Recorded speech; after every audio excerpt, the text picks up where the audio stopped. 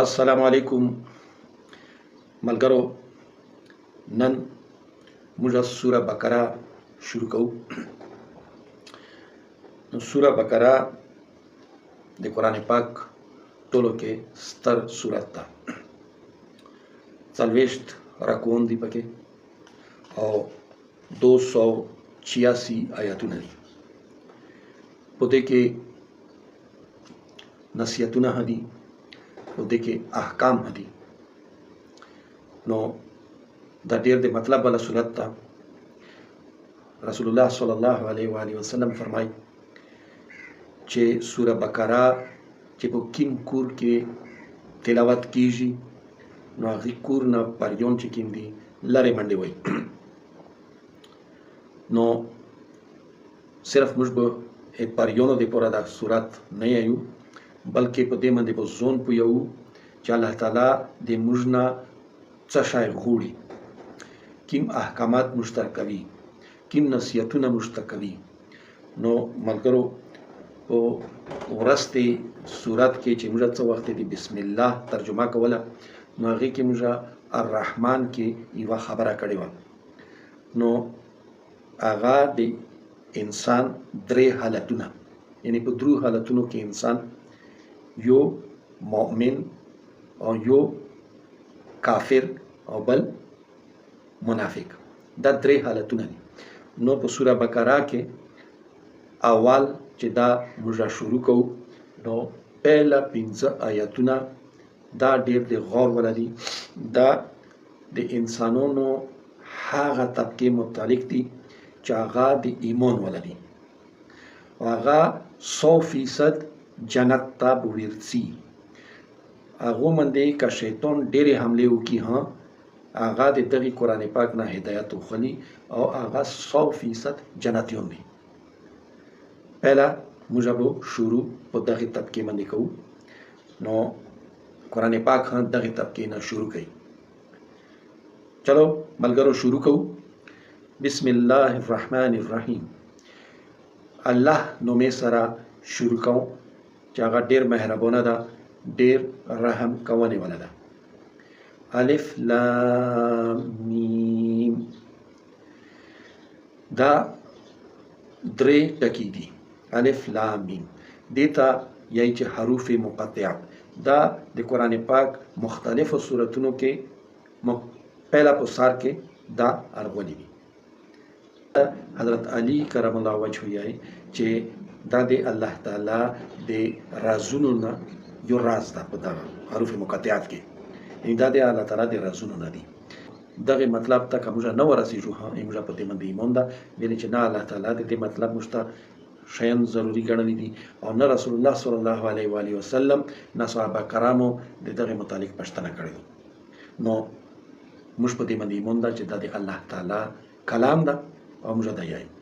او دې معنی استلو کوشش به موږ نه کوو، بلکې څرنګه چې دا دي په دغې طرز باندې به دا موږ یایو. الف لام میم. ذلک الکتاب لا ریب فیه. دغه کتاب ته نشته شک په دې کې. یعنی دا یوه ترجمه چې دا فیه موږ لا ریب سره موږ ګډو نو بیا دغه ترجمه رسي هدى للمتقین، هدایت ته متقی خلکو لپاره، پرهیزګاره خلکو لپاره. بله معنا یې دا رسي چې ذلک الکتاب لا ریب، په دغه کتاب کې هیڅ قسم ته شک نشته. فیه هدى للمتقین، په دې کې هدایت ته متقی خلکو لپاره. متقی خلک علما دې تشریح کوي چې متقی خلک هغه ده لکه اوس یو کس ته هغه په ګڼ ځنګل کې ورغلل نو هغه ګڼ ځنګل کې لیار نشته ده او دی په هغې کې ځان ته تللو لیار جوړوي. نو دې کې غني دي، دې کې مختلف قسم ته منګورونه، لړمان او نوره لکه بمبر او ډمکي چې دا کې وي چې ته څه شی وي چې ته څه شی. نو دغه دی نظیر غړوي، هر څه شي نه خپل ځان بچ کوي، خپله جمعه بچ کوي او قدم کښېږدي او ځي. خپل قدم ته هم زوی جوړوي، غنو نه هم ځان ساتي، د غنه لکه قرش کې شولې پکې قرش کو نه ځون سوتي غنو نه ځون سوتي زوی نه ځون سوتي او مضر اشیاء نه ځون سوتي او دغه سي په احتیاط سره قدم چې کوي نو دغه متقی کاستا یعنی دغه شای چې کوم سړی د ګناهونو نه د حرامو شیونو نه او د مشتبه شیونو نه ځون بچ کوي او روان وي نو دغه کاس متقی ده یعنی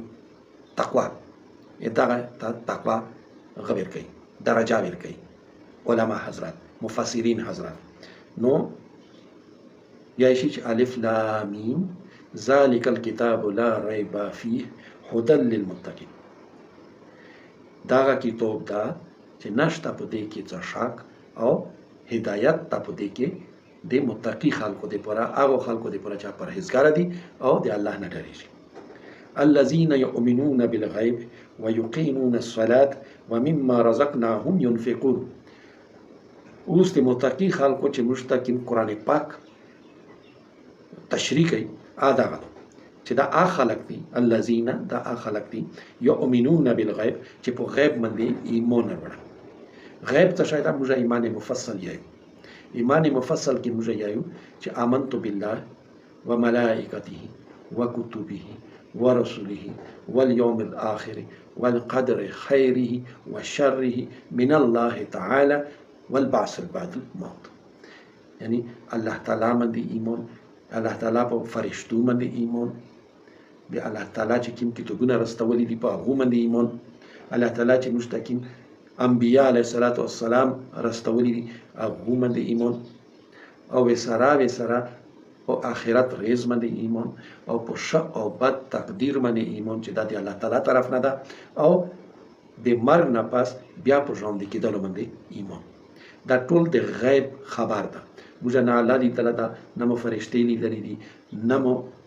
کتابونه لیدلې دي چې هغه د پوس اسمان نار نازلېږي کدا داسې چا کتلی و چې دا د اسمان نار نازلېږي لګیا دي نو د باغی ساته ټولو خلکو ایمان په مندر وړه یو به کافر نه واپته شو څه ثبوتونه به نه غوښتله نو دا د غیب خبره ده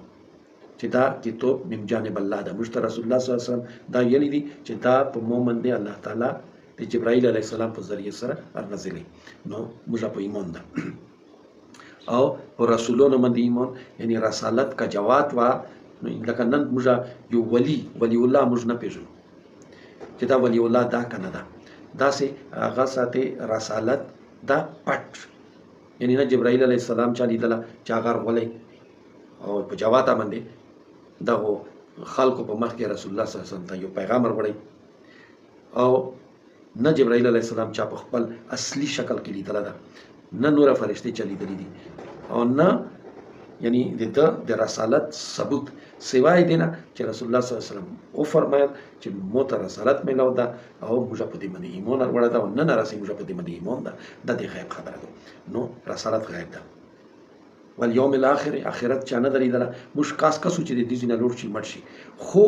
اوس اپلای د سره څه کیږي دا موږ ته پته نشته موږ ته صرف غیبی خبرونه داسې ورغلي دي رسول الله صلی الله علیه وسلم طرف نه چې دا داسې دي بیا دا داسې دي په قبر کې داسې کیږي او په آخرت ریز باندې چې څه وخت یې څوک کې تو بخوستای شي په هغې کې به داسې کیږي نو هغې باندې موږ ایمان ده نو دغه د ایمان یوه بله درجه ده او بیا تقدیر ښه او بد تقدیر دا د الله طرف نه ده یعنی دا په الله محفوظ باندې چې کوم شی لیکل شوی ده بس هغه لیکل شوی مو ته الله محفوظ نه ده کتله چې په دې باندې مو کوم تقدیر لیکل شوی ده خو موږ ته دا ویلی شي چې ته عمل کوه ویل چې تو ته پاته نشته چې تو تقدیر څه ده او ښه او بد تقدیر دا د الله طرف نه ده او وسره د مرګ نه پس بیا ژوندي کېدل والبعث بعد الموت او مرګ نه پس بیا ژوندي کېدل دا د ایمان مفصل او دا د یؤمنون بالغیب مطلب چې موږ یې په سترګو نه وینو موږ یې په غوږونو باندې اواز نه اورو موږ سره په سوچ او تصور کې نرسي یعنی ونه نقشه موږ نشو جوړوای سوچ او تصور کې موږ نرسي دا غیب ده نو یؤمنون بالغیب ويقيمون الصلاة او قائموي المنز نه صرف خپل المنز کوي بلکې نور خلکو ته هي چرڅوي المنز دا وی المنز قائمول نو دوی المنز قائموي ومما رزقناهم ينفقون او چې کوم څه رزق مو دوی ته ورکړه په دغه کې دوی خرج کوي نو رزق ډېر وسیع مطلب ده دا موږ صرف په د خوراک شوق کې موږ نن سبا ورولو رزق ډېر وسیع مطلب ده موږ ته چې کیم اولاد ملويږي دا د موږ رزق ته موږ ته کیم ښځې ملويږي دا موږ رزق ته ښځو ته چې میړونه ملويږي دا د هغو رزق ته او وسره موږ ته چې کیم علم ملويږي کیمه تجربه موږ ته ملويږي یعنی داسې ته سوچ کوه دا ټول یعنی موږ کې کیم استطاعت ته دا کیم طاقت ته دا ټول رزق ده نو کیم څه رزق چې زه دوی ته ورکوم الله تعالی یې چې زه دوی ته ورکوم هغې کې دوی خرج کوي په دې کې دوی هټ حرامي نه کوي حق الرزق الله تعالی ورکوي او موږ کوي چې نه مو هغې کور موت کړل دا مو رزق ده نه ګوره الله تعالی هر کس رزق تړلی ده لکه اوس یو کس ته هغې ته 1000 روپۍ میلوېدوني دي 1000 روپۍ نه 1001 نه میلوېږي 1000 میلوېږي اوس دا د هغې سړي په طبیعت باندې دو هغې په خوښلوندو چې دغه 1000 روپۍ په شیلو سرچېږي که په کینډو سرچېږي شیلوس باندې یې خرچېږي کی یعنی دا 1000 روپۍ د ده نه هېڅوک نشي وړی دا یې که په حلاله طریقه باندې ګټي او که په حرامه طریقه یې ګټي د دغه رزق ده یعنی دا خو ما صرف د پیسو باره کې خبره وکړه داسې خوراک باره کېدو داسې ښځو باره کېدو داسې د اولاد باره کېدو داسې تو علم باره کېدو داسې تو طاقت باره کېدو یعنی هر څه شي تو استطاعت یعنی دا ټول په رزق ګرځي نو چې کوم څه رزق مو دوی ته ورکړه هغې کې دوی خرج کوي والذین یؤمنون بما انزل الیک او هغه خلک چې ایمان یې وروړه په هغه څه باندې چې رکوز کړي شوي دي په تو باندې یعنی رسول الله صلی الله علیه وسلم باندې نو رسول الله صلی الله علیه وسلم باندې څه شی رکوز کړي شوي دي یو خو قرآن رکوز کړی شوی ده بل احادیث دي رسول الله صلی الله علیه وسلم فرمایي چې ډېر غټ خېټې داسې دي چې هغه صرف قرآن د الله تعالی طرف نه نزول کړي چې دا په مو باندې رکوز کړی شوی بلکې د دغې قرآن پاک امره نوره څه هم په مو باندې الله تعالی رکوز کړي دي نو هغه دي احادیث نو په دغه احادیثو باندې هم او وما انزل من قبلک او هغه څه چې رکوز کړي شوي دي د تو نه مخکې یعنې د تو نه مخکې په انبیاو باندې لکه صحیفې شولې وې سره تورات شول زبور شول انجیل شول او د قرآن متعلق خویا شول چې دغه وبالآخرة هم یوقنون او په آخرت باندې ها د دوی یقین وي پخته یقین وي چې آخرت شته او د مو نه به حساب کتاب اخیستی شي اولئک علی هدی من ربهم دغه خلک دي چې دوی د دوی رب طرف نه په هدایت کې دي رب دوی ته هدایت کوي لیار وی ته شي نو دغه خلک دي چې دوی ته الله تعالی لیار شي او لیار هغه کوم ځای نه مینی د دا کتابونه یې مینی او اولئک هم المفلحون او دغه هغه خلک ته چې دا کامیاب دي